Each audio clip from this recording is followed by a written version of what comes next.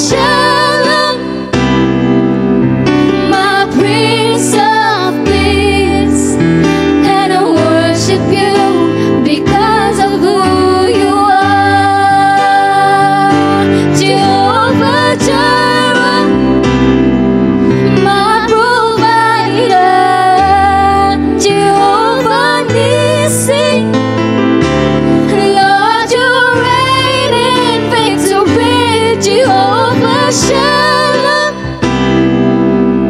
my Prince of Peace, and I worship you because of who you are. And I worship you because of who you are. Lord, I worship you because of who you are.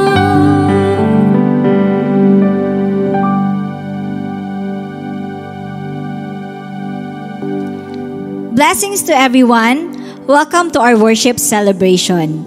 In John 14 verses 13-14, this is what the Lord says. You can ask anything in my name and I will do it, so that the Son can bring glory to the Father. Yes, ask me for anything in my name and I will do it. May mga ina-expect tayo na gagawin ni Lord sa atin sa araw na ito. Amen po ba? Maybe you're expecting for miracle, for healing, favor, or blessings. Believe and claim na mangyayari ito sa iyo. Dahil sinabi niya sa kanyang salita, you may ask me anything in my name and I will do it. He will do it for you because you are God's beloved, you are chosen, blessed, and favored. Amen? Kaya naman, wag nating i-miss out ang opportunity to honor God with the 4 parts of our worship celebration. Praise and worship, it connects us to the presence of God. Communion, it connects us to the healing power of God. Giving, it connects us to the blessings of God. Word, it connects us to the wisdom and instructions of God. Tumayo po tayong lahat at ibigay natin ang best na papuri para sa ating Panginoon.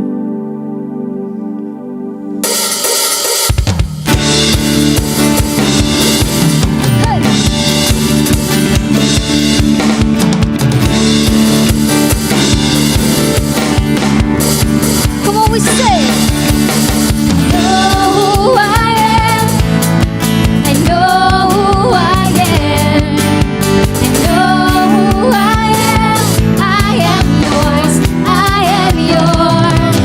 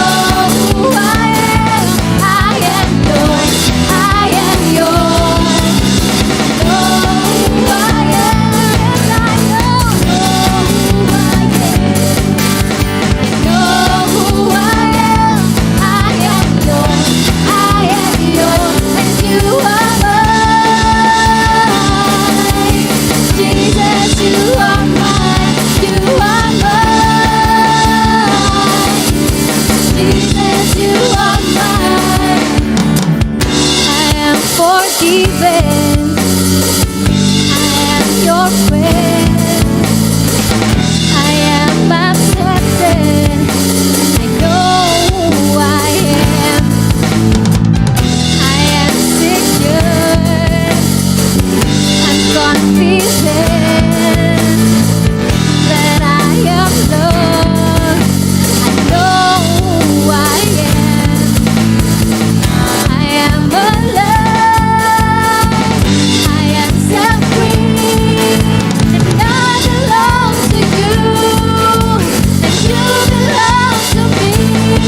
Come on, we say, I know who I am. I know who I am. I know who I am. I am yours. I am yours. I know who I am. Yes, I know who I am. I know who I am. I am yours. I am yours. Come on, we say, know who I am. Know who I am. Know who I am. I am yours. I am yours, and you are mine. Jesus, you are mine. You are mine. Jesus, you are mine. You are mine. Jesus, you are mine. You are mine. Jesus, you are mine. Come on, we continue to praise God.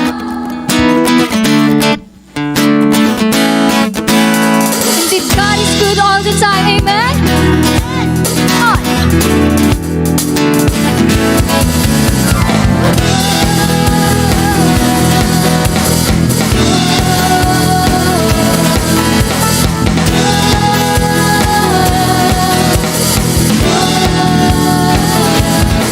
You are good and your mercies endure forever. Lord, you are good. You are good and your mercies endure forever. Lord, you are good.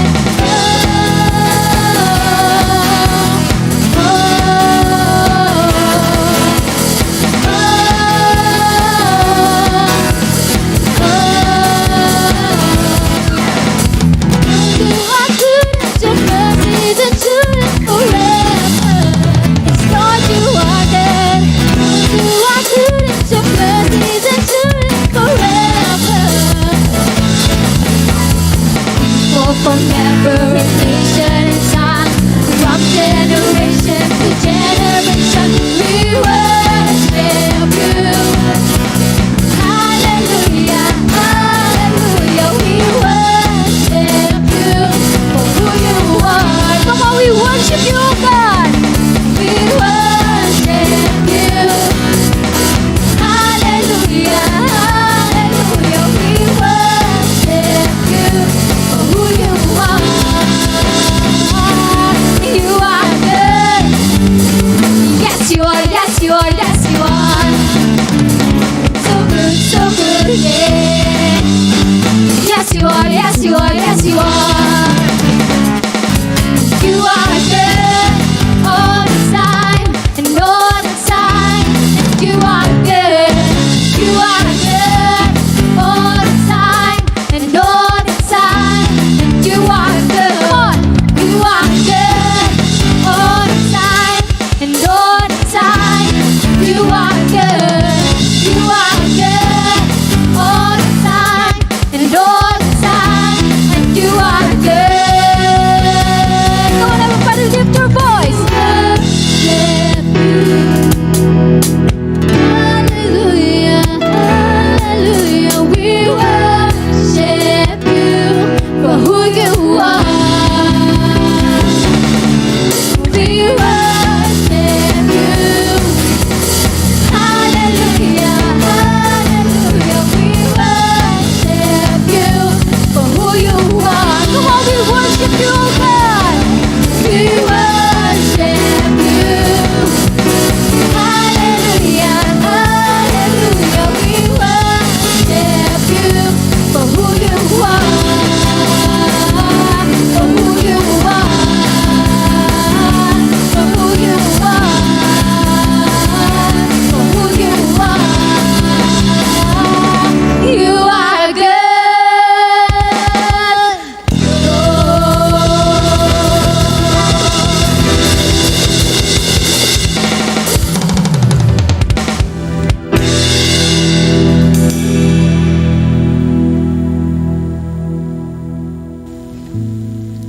Hebrews 12:29 described God as a consuming fire.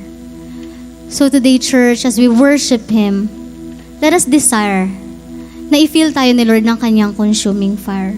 Amen? Lahat ng natutulog sa atin, our passion, our love for God, our love for church, our love for our ministry, gisingin yun ni Lord ngayon ng kanyang apoy. Amen? Kaya, as we worship Him, just ask God, Lord, fill me. Lord, saturate my heart. Lord, stir up my heart. Magkaroon ulit ng passion sa'yo. Yes, Jesus, we worship You with all our hearts today.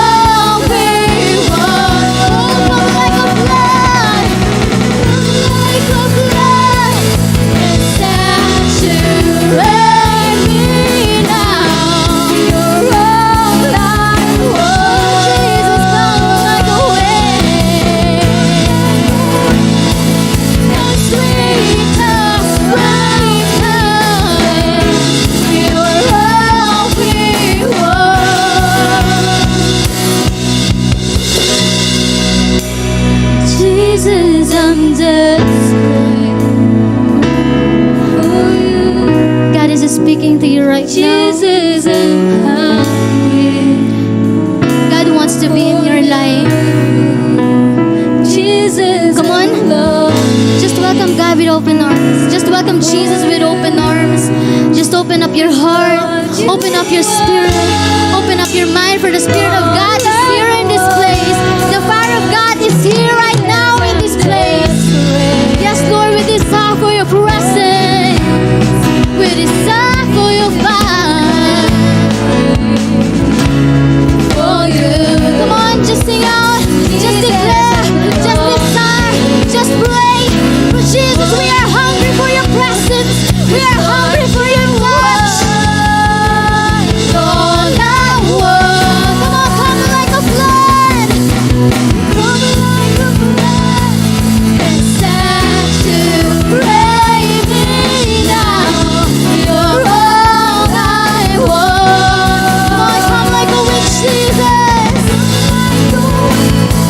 And sweep throughout this place. You're all we want. Come like a flood. And saturate me now. You're all I want. Like a wind and sweep throughout this place. You're all we want. Come on, just sing out with your spirit.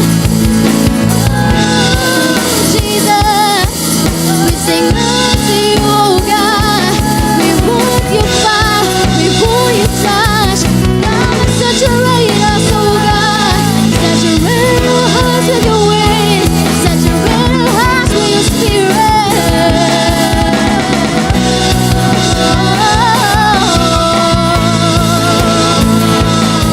Touch every heart, touch every life, oh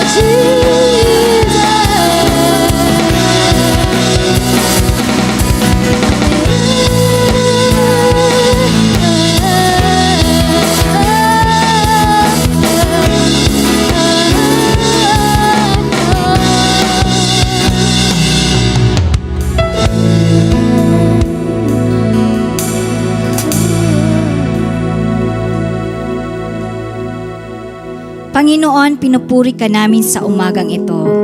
Salamat sa kalakasan at panibagong buhay na binigay mo sa amin. Lord, continue to stir in our hearts the passion to serve and worship you. Ikaw ang maparangalan at maitaas sa aming buhay. Luwalhatiin ka, sambahin ka, sa pangalan ng Panginoong Hesus. Amen. Dumako po tayo sa ating second part, ang communion. Pwede na po nating i-distribute ang communion elements.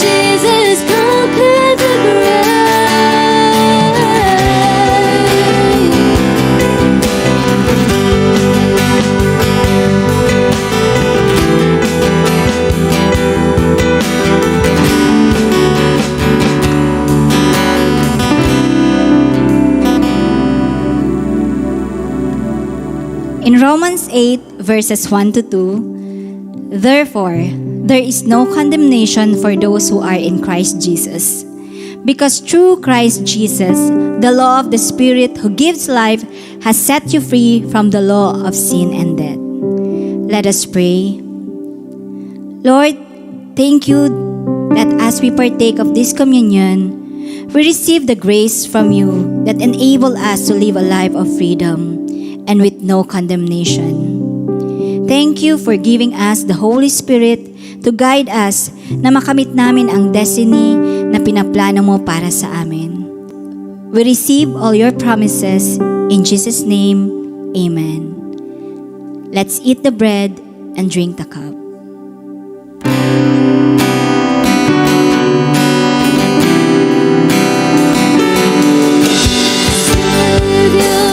He can move the mountains.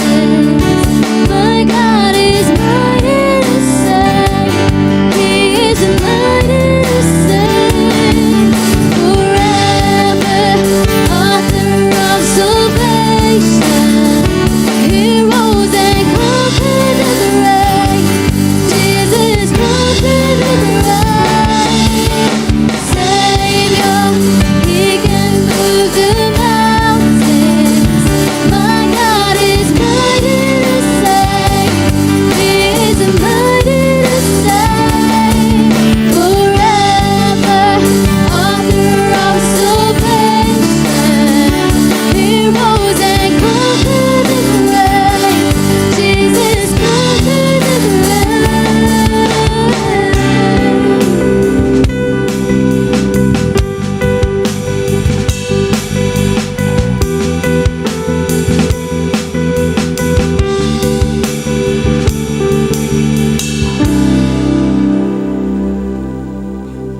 Dumako po tayo sa third part ng ating service, walang iba kundi ang pagbibigay. Excited na ba ang lahat magbigay? In 1 Corinthians 2 verse 9, sabi dito, no eye has seen, no ear has heard, and no mind has imagined what God has prepared for those who love Him. Nagpaplano ka palang magbigay ngayon, si Lord may nakahanda ng pagpapala para sa iyo. Amen? Kaya naman huwag mong tipirin si Lord. Ibigay mo ang best offering na nararapat sa Kanya. Itaas po natin ang ating mga sobre at tayo'y manalangin. Panginoon, salamat sa mga pangako mo na inilalaan para sa amin.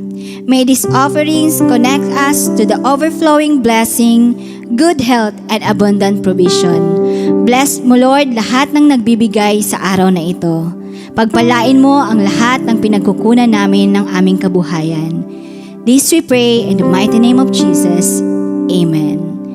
Pwede na po nating ibigay ang ating tithes and offering and seed for the word. It will come back to you. Good measure, press down, shake it together, put it over, give, and it will come back to you. When you give to the Lord, give, and it will come back to you. Good measure, press down, shake it together, put it over, give, and it will come back to you. When you give to the Lord. When you give to the Lord. When you give to the Lord.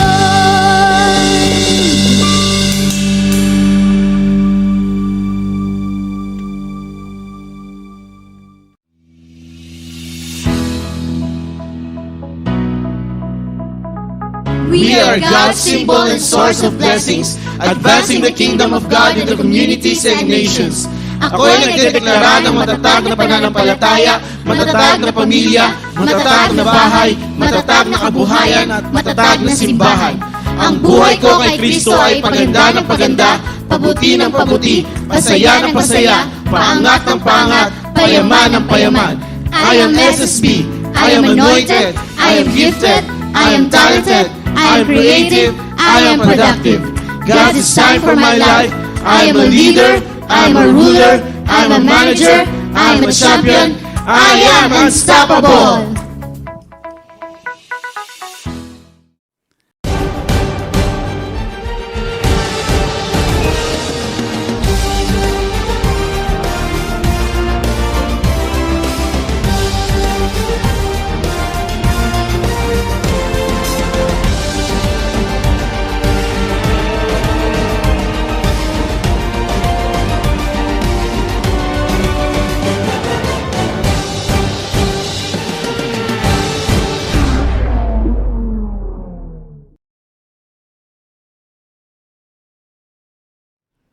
Ang topic po natin ngayon ay may pamagat na The Power of a Right Mind.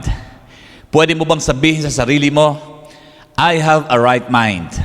Tell the person next to you, you have a right mind. What is a right mind? Kung may right mind, may wrong mind. A right mind is not only about having a right specific thought. Hindi lang ito yung may naiisip kang isang bagay na maganda o tama. Kundi ito ay tumutukoy sa overall mental atmosphere or state of mind ng isang tao. If you have a right mind, it means yung dominant, strongest thoughts na tama are the ones that are constantly, regularly, and permanently occupying your mind. A wrong mind then is yung wala sa ayos mag-isip. Pabago-bago, paiba-iba, magulo, at madalas patungo sa maling direksyon. Always prone to making a wrong decision. Our life goes where our most dominant, strongest thoughts are headed. Yung dominant thoughts ay yung mga laging laman ng isip natin 24/7. Your life is currently following the direction of your most dominant, strongest thoughts.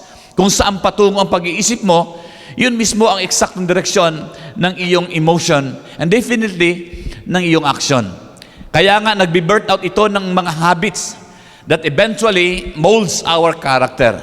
Nagiging tayo yung iniisip natin at ginagawa natin habitually. We become what we always think and do. Laging umiinom o naglalasing, tawag natin sa kanila ay lasenggo. Laging nambababae, tawag natin po ay babaero. Laging nag-aamok o naghahamon, ang tawag po natin ay basagulero. Laging nagbibigay, giver. Laging nagwo-worship, tawag natin po ay worshiper.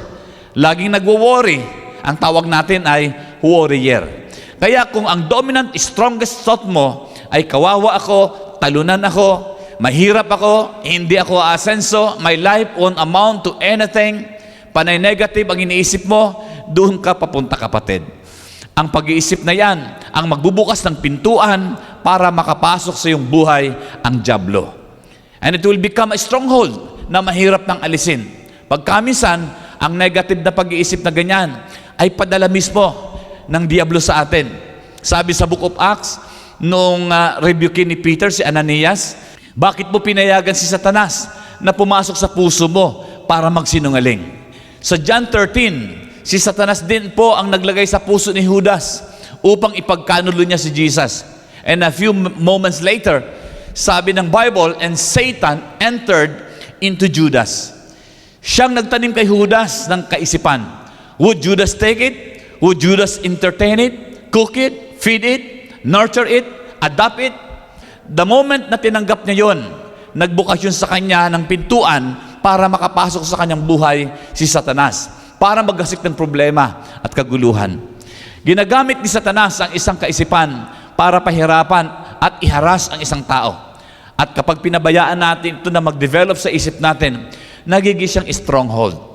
It becomes a mindset. Bababa siya sa ating subconscious thinking at nagsisimula na ang ating isip na mag-isip ng mag-isip on its own na hindi natin po makontrol. It can open to a demonic influence. Anong kaibahan ng demonyo sa stronghold? Ang demonyo ay kinakast out. Ang stronghold, sabi sa Bible, ay kinakast down. Ang demonyo ay napapalayas ng minsanan, samantalang ang stronghold ay ginigiba natin araw-araw. Napapalayas ang demonyo sa kapangyarihan ng Espiritu Santo. Ngunit ang stronghold ay winawasak natin unti-unti sa pamamagitan ng Word of God. Nais ng Diyos palayain tayo dito. Kaya ang sabi sa Joshua 1:8, huwag dapat mawala sa paningin natin ang mga salita ng Diyos araw at gabi. Mind management is the priority of an overcomer because your winning starts from within you, hindi sa paligid mo. A healthy mind produces a healthy life. A great mind produces a great life. Sino ba dito ang gusto ng magkaroon ng great life? Titingnan po natin sa pag-aaral na ito ang account sa Bible kung saan ay pinalaya ni Jesus ang isang lalaki na sinasapian ng napakaraming demonyo na nakatira na sa sementeryo. Pagkatapos kasing lumayas ang mga demonyo, sila'y sumanib sa mga baboy na naandoon. Mahigit 2,000 baboy. Sabi sa Luke 8:35, lumabas ang mga tao upang tingnan ang nangyari. Paglapit nila kay Jesus, nakita nila ang taong dating sinasapian ng mga demonyo. Nakaupo siya sa paanan ni Jesus, nakadamit na at matino na ang isip. He was seated at the feet of Jesus, properly dressed, and on his right mind. Your finances might not be right yet. Your family might not be right yet. Pero kung maitatama ang isip mo, aayos din yung finances mo. Magiging maayos din ang pamilya mo. Magiging maayos ang sitwasyon mo. Ang lalaking ito na pinagaling ni Jesus ay hindi naman kagad binigyan ng asawa o pera o kaya bahay at lupa at mga sasakyan. Bagkus ay binigyan siya ng right mind. 3 John 2 says, very clear po yun, that our prosperity begins with our mind. Sabi doon, even as your soul prospers. Money is not in the bank. Money is in the mind. Kahit pahawakin mo ng malaking pera ang isang tao na hindi tama ang isip, lagit-lagi lang siyang babalik sa pagiging broke at palaging gipit. Imposibleng manggutom at magtagal na walang pera ang taong may right mind. A right mind is a creative mind. A right mind is a productive mind. A right mind would always make right judgment and right decisions and right actions. Kaya ang laging pinagpapasalamat sa Diyos na may panahon sa buhay natin na ang church natin po ay maliit mag-isip. Mali ang ating mindset. We have a poor mindset. We have a victim mentality. Isip mahirap, isip gipit, isip kawawa tayo noon. Subalit, nung ito'y mabago at napalitan ng abundant mindset, natuto tayong mangarap ng malalaki. Natuto tayong manampalataya ng malalaki. Humakbang at nangahas tayong gumawa ng malalaki. Kaya't nakita naman natin kung anong nangyari sa church natin, na dating mahirap at maliit, ngunit ngayon ay pinaparanas ng Diyos kahit papaano ay masasabing malalaking blessings. Ngunit, siyempre, may katapat din ng malalaking mga challenge. Ika nga, the size of your battle determines the size of your blessings. Pero ang malinaw na malinaw sa akin, hindi sana nagbago ang sitwasyon natin hanggat hindi muna nagbago ang isip natin. Everything started in the mind.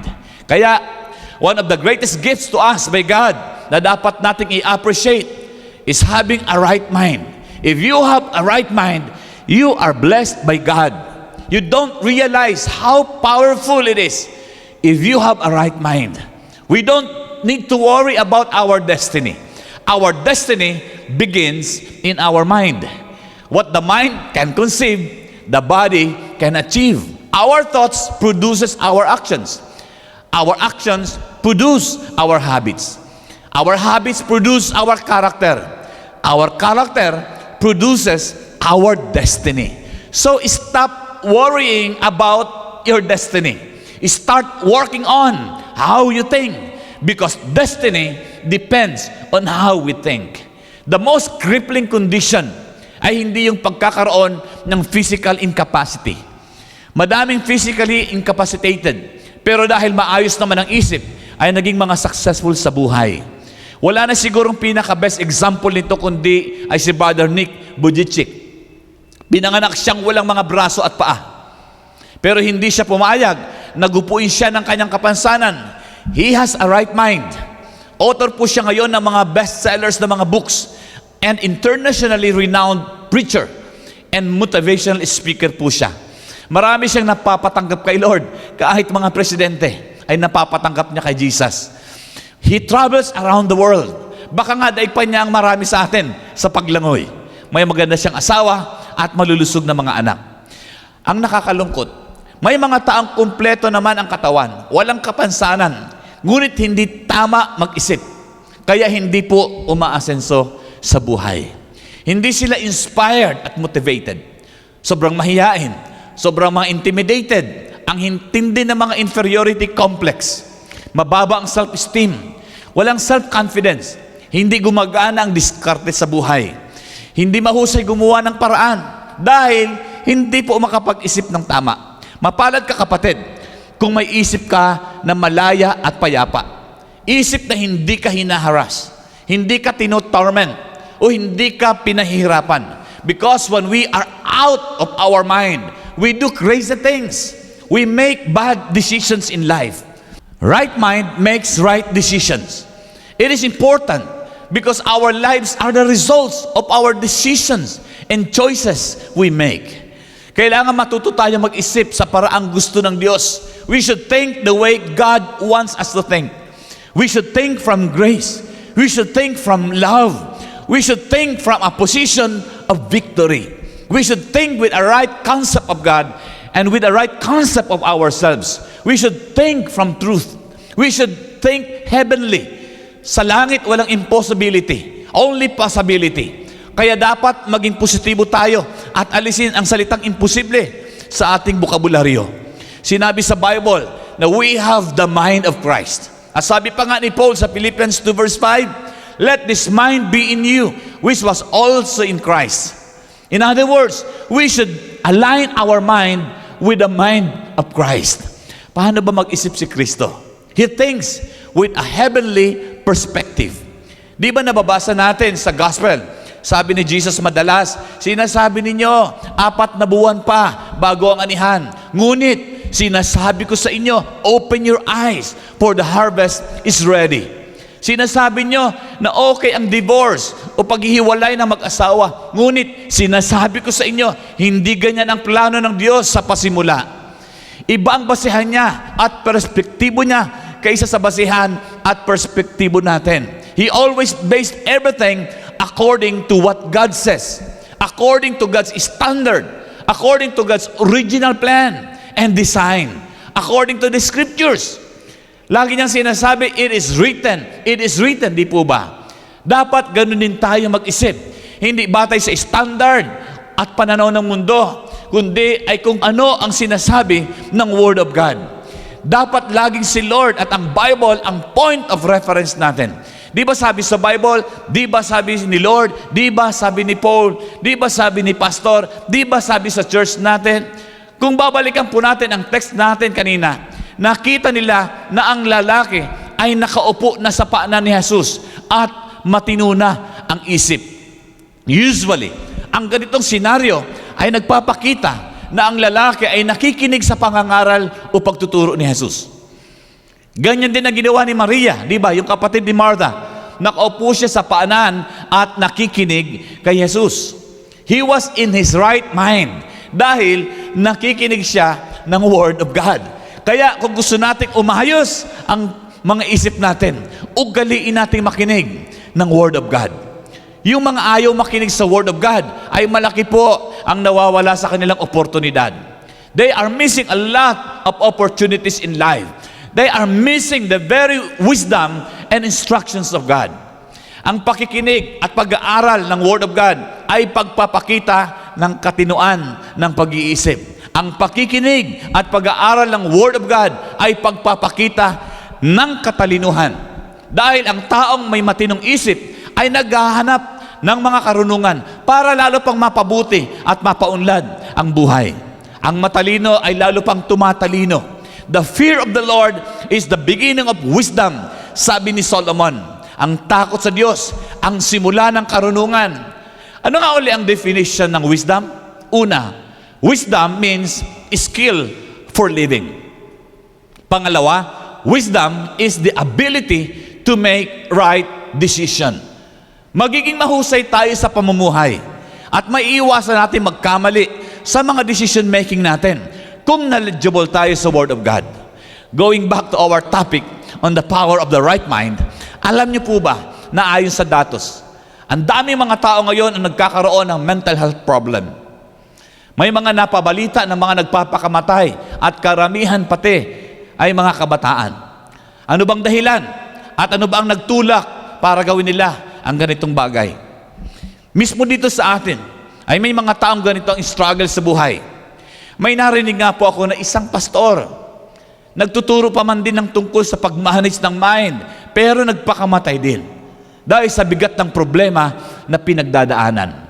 Nakatuon lang kasi tayo madalas sa pisikal na karamdaman, pero ang hindi natin alam na higit na mas matinding challenge sa mga pamilya ang magkaroon ng mental health problem sa family kaysa pagkakaroon ng physical problem. Hindi madali ang tamaan tayo ng anxiety, ng depression, delusion, bipolar disorder, at iba pang mga mental health condition, mga kapatid. It's time for the pastors to talk on this issue in our churches. Maring isipin na hindi naman tayo mga expert sa bagay na ito. Dahil hindi naman tayo mga psychiatrist at mga neurologist. But I want you to know na may sinasabi ang Bible tungkol sa subject na ito. Bago pa ma-discover ng medical science ang ibang mga pangalan ng mga sakit gaya ng epilepsy at iba pang mga virus and other incurable diseases na meron tayo ngayon, ay may mga nangyari ng ganon sa Bible noong paman. Di ba may mga nagsisisure o mga nahihimatay na sinasabi sa Bible, pero hindi pa naman nila alam noon ang tawag sa sakit na yon? Anong palagay nyo ang ikinamatay ng 7,000 katao in just one day? Nung panahon kung saan ay nagalit ang Diyos kay David dahil ipinabilang niya ang kanyang mga sundalo. Malamang ay isang deadly virus ang tumama sa kanila, gaya ng COVID ngayon. Anong sakit naman kayang ikinamatay ng mga firstborn noon sa Egypt? Likewise, uso na din noon ang mga mental illness. Nangyari yun kay King Nebuchadnezzar na naging asal hayop at tumira siya sa kagubatan. Si Saul ay may panahong nasisiraan din ng bait. Ano ba ang opposite ng worry and anxiety? Di po ba peace and tranquility? Ano ang kauna-unahang sinabi ni Jesus sa mga disciples after ng resurrection? Di ba sabi niya, peace be with you. I will give you peace that this world cannot give. Ano ang madalas sinasabi niya sa kanyang mga alagad? Be of good cheer.